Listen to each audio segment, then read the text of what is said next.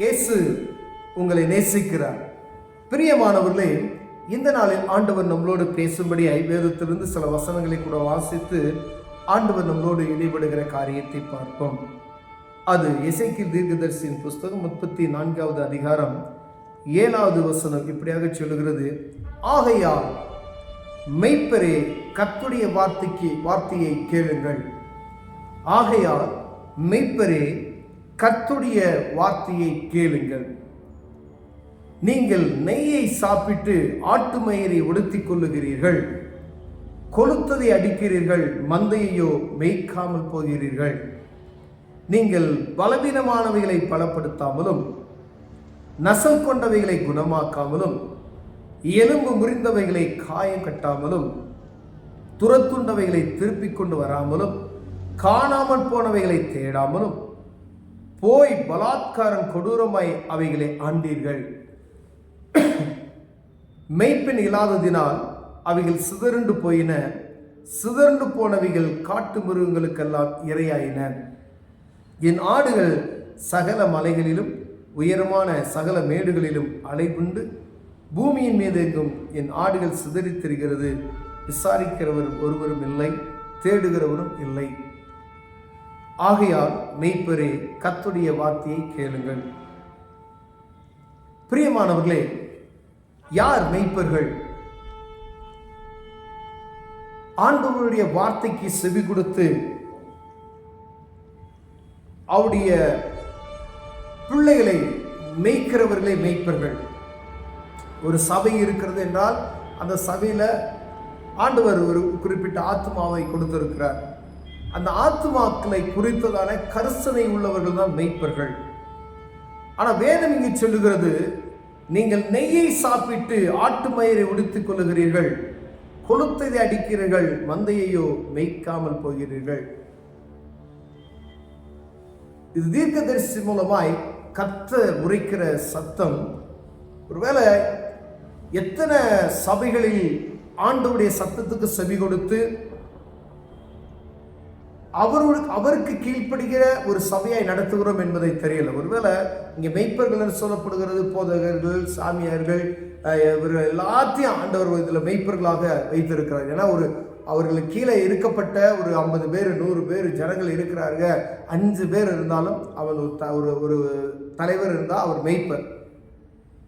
அதே போல ரட்சிப்பின் அனுபவத்தை பெற்றுக்கொண்டு சுவிசேஷத்தை அறிவிக்கக்கூடிய கிருபைகளை பெற்ற நாம் ஒவ்வொருவரும் மெய்ப்பர்களாக இருக்கிறோம் என்பதை புரிந்து கொள்ள வேண்டும். ஏன்னா நீங்கள் புறப்பட்டு போய் சகல ஜனங்களுக்கு சுவிசேஷத்தை அறிவிக்க அவர்களை சீசராக்குங்கள் அப்படின்னு ஆண்டவர் சொல்லிட்டார். அப்போ ஒவ்வொருவருக்கும் அந்த வேலை கொடுக்கப்பட்டு இருக்கிறது.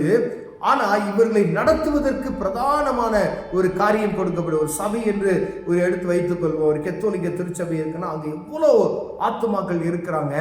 அவர்களை குறித்ததான பாரம் யாருக்கு இருக்குன்னா அந்த ஃபாதருக்கு இருக்கணும். ஒரு சபை இருக்கிறதுன்னா அந்த சபையை குறித்ததான பாரம் அந்த ஊழியக்காரருக்கு இருக்கணும்.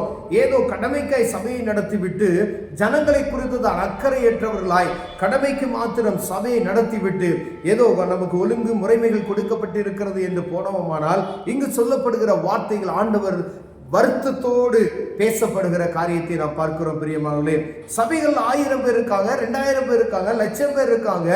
ஆனா அவர்களை விசாரிக்கிறவர்கள் யாராய் இருக்கிறீர்கள்? நீங்க சத்தத்தை சொல்லி மட்டும் அவர்களுக்கு வேதத்தை போதித்து விட்டு போகிறது மாத்திரம் அல்ல ஊழியம். பாருங்க, நீங்கள் பலவீனமானவைகளை பலப்படுத்தாமலும் ஆவிக்குரிய வாழ்க்கையில பலவீனப்பட்டு கிடக்கிற ஒரு மனிதனை பலப்படுத்தாதபடி விசாரிக்காதபடி இருக்கிறீர்கள். நசல் கொண்டவைகளை குணமாக்காமலும் அவர்கள் அடிபட்டு கிடக்கக்கூடிய, வேதனைப்பட்டு கிடக்கக்கூடிய, வருத்தத்தோடு கிடக்கக்கூடியவர்களை நீங்கள் குணமாக்கல. எலும்பு முறிந்தவைகளை காயம் கட்டாமலும் துரத்துண்டவைகளை திருப்பிக் கொண்டு வராமலும் காணாமல் போனவைகளை தேடாமலும். அது எங்களுக்கு இருக்குது. அநேக மதமான ஆத்துமாக்கள் இருக்குது. வந்தா என்ன, வராட்டி என்ன. காணாமல் போன ஒரு ஆத்மாவுக்காக ஆண்டவர் என்ன செய்றார்? தேடி போறார். ஒரு ஆட்டுக்குட்டிக்கான ஆண்டவர் கவலைப்படுகிறதுக்காக இது எழுதி வைத்திருக்காருன்னு நினைக்கிறீங்களா? ஒரு ஆத்மா துளைந்து போனால் அதை தேடுவதற்கே ஆவியானவர் இப்படிப்பட்ட காரியத்தை ஆண்டவர் மூலமா எழுதி வைத்திருக்கிறார். காணாமல் போன ஒரு ஆட்டை தேட போயிட்டு 99 ஆடை என்ன செய்தாரு, விட்டுட்டு ஒரு ஆடை தேடி போகிற ஒரு சூழ்நிலை நாம் வேதத்தில் வாசிக்கிறோம் பிரியமானவர்களே. அப்படியானால் சபை பெருக பெருக, ஆத்துமா அதிகரிக்க அதிகரிக்க, ஆத்மாவை குறித்ததான பாரமும் நமக்கு என்ன செய்யணும், அதிகமாக இருக்கணும். என் சபைகள்ல இவ்வளவு பேர் இருக்கிறாங்க, இவர்கள் எப்படிப்பட்டவர்களாய் இருக்கிறார்கள், இவருடைய தேவைகள் என்ன, இவருடைய பாரங்கள் என்ன, எதற்கு அடிமைப்படுத்தப்பட்டு போய் இருக்கிறார்கள், எப்படி முறிவுண்டு போய் இருக்கிறார்கள், எந்த சமாதான கேட்டில் இருக்கிறார்கள், எப்படிப்பட்டதான ஆவிக்குரிய வாழ்க்கையில் இருக்கிறார்கள் என்பதை அறிந்து, வேற 500 பேர் இருக்காங்கன்னு வச்சுக்கலேன், அந்த 500 பேரை விசாரிக்க முடியுமா? ஆனால் ஆண்டவர் சொல்றார், ஒவ்வொருவரையும் நீங்க பார்க்கணும், ஒவ்வொருவரையும் விசாரிக்கணும், ஒவ்வொருவருக்குரிய ஆவிக்குரிய நிலைமைகள் எப்படி இருக்கிறது என்று பார்க்கும்படி ஆண்டவர் விரும்புகிறார். பிரியமானவர்களே, சிதறி கிடக்கிற ஆடுகளை நீங்க போன போது அப்படின்னு விட்டுறீங்க, ஆனா சிதறி கிடக்கிற ஆடுகளை கூட்டி சேர்ப்பதற்கு ஆள் இல்லை என்று சொல்லுகிறதை நாம் கேட்க முடிகிறது. பிரியமானவர்களே, ஆதி அப்போஸ்தலர் காலத்தில் நடக்கப்பட்ட திருச்சபை எப்படி இருந்தது, அங்கு நடக்கப்பட்ட காரியங்கள் எப்படி இருந்தது, இந்த நாளில் நாம் நடத்துகிற சபைகள் எப்படி இருக்கிறது? அநேக சபைகளில் காணாமல் போன ஆடுகளை தேடுவதற்கு ஆட்கள் இல்லை. அது குறித்ததான பாரம் கரிசனையற்று போன காரியங்களா இருக்கிறோம். பிரியமானவர்களே,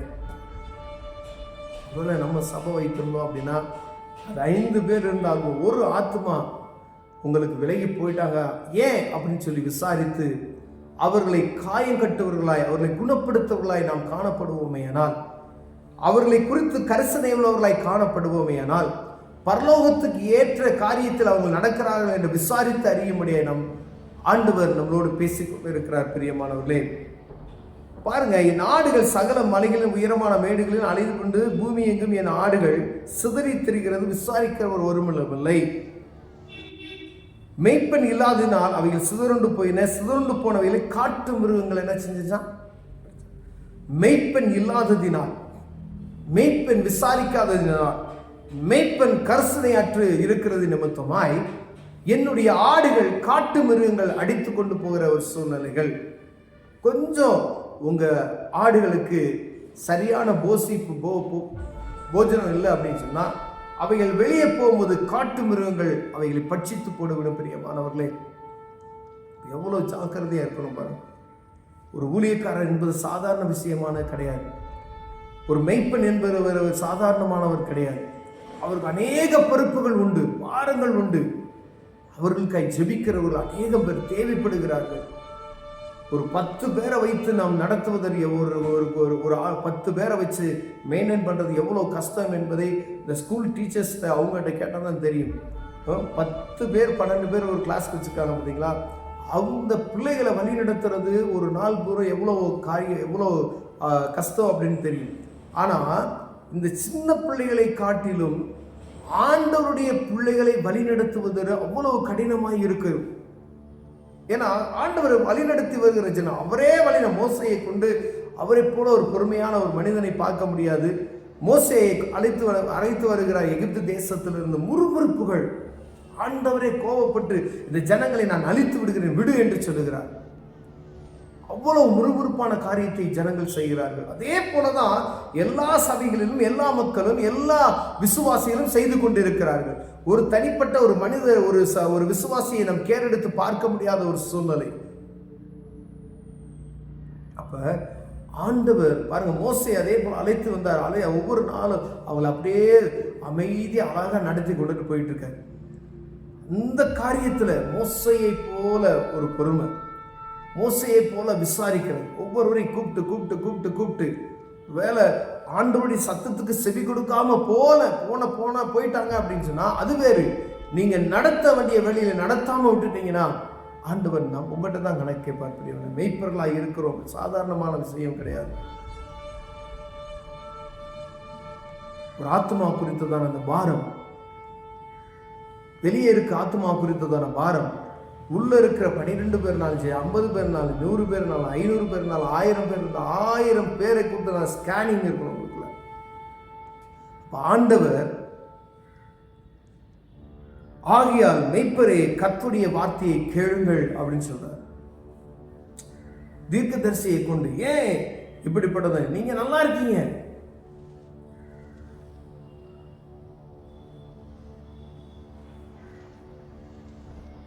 எவ்வளவு கவனமா இருக்கணும் பாருங்க.